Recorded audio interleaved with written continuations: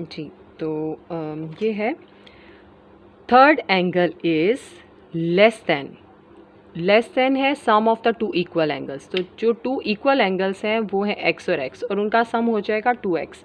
यानी आप अगर डायरेक्टली लिखें तो हम लिखेंगे x plus x less than 16 mean -16 equal किसके है, थर्ड एंगल के। And the what is the value of third angle is y। तो एक्चुअल में क्या हमारे पास इक्वेशन बनी कि y third angle is equal to, is mean equal to होता है sum of two equal angles less than 16, minus उसमें से 16 करना है। ठीक है, अब इससे इक्वेशन ऐसे बन जाएगी x plus x is 2x, तो 2x, ये y आप इधर ले आएँ तो ये आ जाएगा -y, और -16 को उधर शिफ्ट कर दें तो ये है 16। ठीक है, यानी अब मैं इसको ऐसे अरेंज करके लिख देती हूँ, यहाँ वैल्यूज़ 2x माइनस वाई और इक्वल टू 16। तो ये हमारी बन गई फर्स्ट इक्वेशन।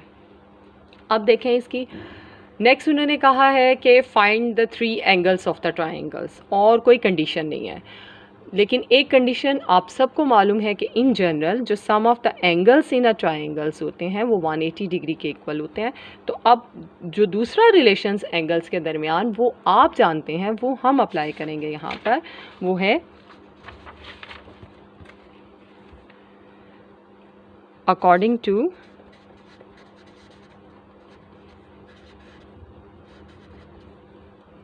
द फैक्ट, और वो फैक्ट क्या है, sum of 3 angles of a triangles is 180 degree.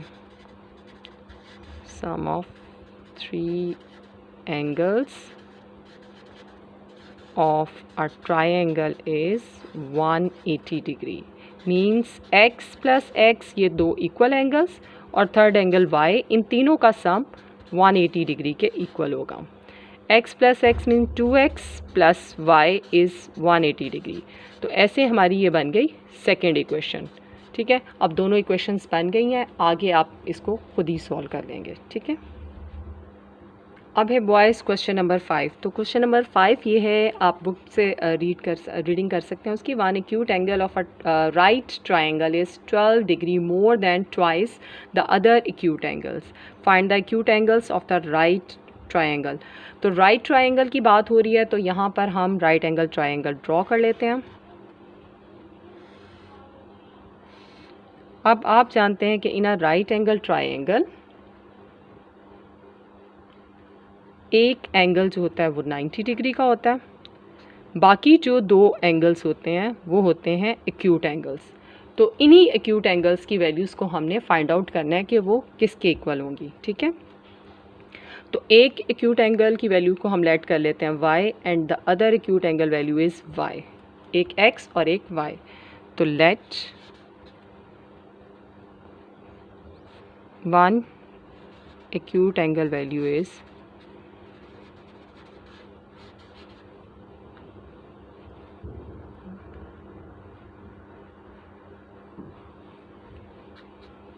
be x, and second acute angle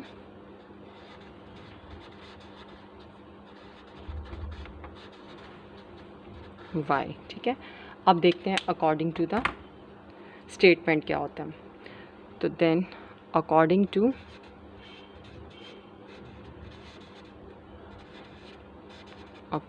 to first condition सिर्फ एक ही दी हुई है, और वो ये है कि वन एक्यूट एंगल इन दोनों में से जो एक है वो more than the twice of the other acute angle है। मींस कि अगर हम y लेते हैं तो y क्या है, twice mean 2x, y is equal to 2x more than mean plus 12 degree, उसके ट्वाइस से भी 12 मोर है।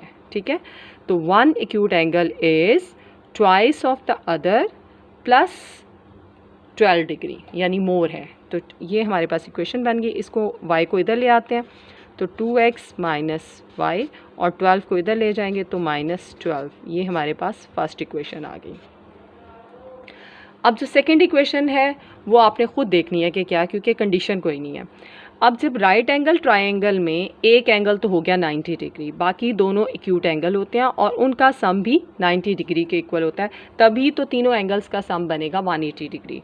तो आपने लिखना है नेक्स्ट खुद इक्वेशन लिखनी है। तो अब हम सेकंड कंडीशन लिख लेंगे और सेकंड कंडीशन के अकॉर्डिंगली हम यहाँ पे लिखेंगे सिंस वी नो दैट करके आप लिख लें, या according to the fact x plus y जो है वो 90 डिग्री के इक्वल होगा कि sum of the other two acute angle is 90 degree in a right angle triangle.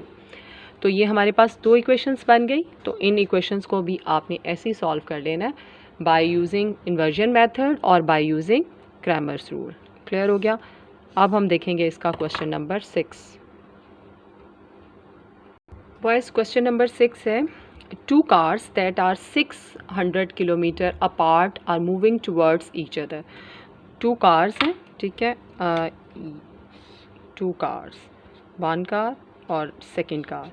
ये जो दोनों कार्स हैं ये इनका जो डिस्टेंस है वो एक दूसरे से 600 किलोमीटर फासले पर मौजूद हैं, apart from each other.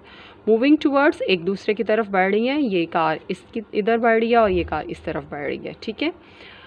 There speeds differ by 6 kilometre, इनकी स्पीड्स जो है वो 6 किलोमीटर पर आवर्स का डिफरेंस है इन दोनों की स्पीड का। And the cars are 123 kilometre apart after 4.5 hours. 4.5 hours के बाद ये मूव करके कार्स एक दूसरे से जो इनका डिस्टेंस रह जाता है वो रह जाता है 123 किलोमीटर आफ्टर 4.5 आवर्स, ठीक है। तो find the speed of each car. So solution में हमने क्या करना है कि हमने चूँकि स्पीड मालूम करनी है दोनों कार्स की, तो लेट कर लेंगे speed of first car is x and speed of second car is y, ठीक है। ये दोनों की स्पीड हो गई। अब अकॉर्डिंग टू द स्टेटमेंट जो हमें पहली कंडीशन यहाँ से मिल रही है वो ये है कि their speed differ by 6 kilometre per hours. तो according to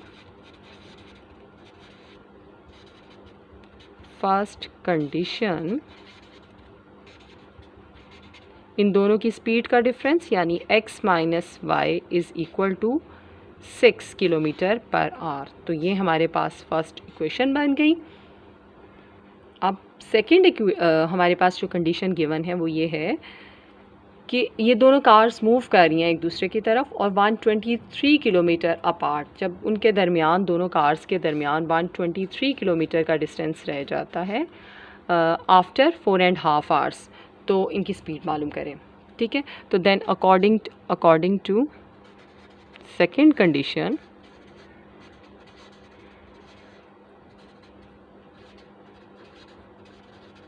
condition 4.5 hours time में उन्होंने कितना दोनों ने डिस्टेंस कवर कर लिया। टोटल डिस्टेंस था 6 किलोमीटर। अब 6 किलोमीटर डिस्टेंस था और 4.5 आवर्स के बाद वो जस्ट रह गया 123 किलोमीटर। तो 600 में से 123 हम माइनस कर देंगे तो हमारे पास ये डिस्टेंस आ जाएगा। अच्छा जी, तो अब according to the second condition अब उनकी जो इन्होंने डिस्टेंस कवर कर लिया वो है 477 किलोमीटर पर आवर। और कितने आवर्स में कवर किया है ये डिस्टेंस? ये कवर किया है उन्होंने 4.5 आवर्स में। तो इसलिए अब इनकी ये जो नेक्स्ट इक्वेशन बन जाएगी वो हमारे पास ये बनेगी कि दोनों की speed x plus y is equal to 477, ठीक है, 600 माइनस 123 और डिवाइडेड बाय 4.5, क्योंकि इतने डिस्टेंस में उन्होंने ये डिस्टेंस कवर किया है। तो ये हमारे पास वैल्यू आ जाती है 106। x plus y is equal to 106। 4.5 hour को 4.5 मैंने यहाँ पे लिखा है और डिवाइड किया 106। तो ये हमारे पास दो इक्वेशंस बन गई। इन इक्वेशंस को आप सॉल्व करेंगे, जब आंसर आएगा तो x भी स्पीड है तो स्पीड को आपने लिखना है किलोमीटर पर आवर यूनिट साथ मेंशन करना है, और इसी तरह y भी स्पीड है तो उसके साथ भी यही यूनिट। तो अब आप इन 6 के 6 क्वेश्चंस को कंप्लीट कर लीजिएगा। ये एक्चुअल में 5 क्वेश्चन हैं वर्ड प्रॉब्लम्स के, इनको आपने कंप्लीट करना है। Thank you.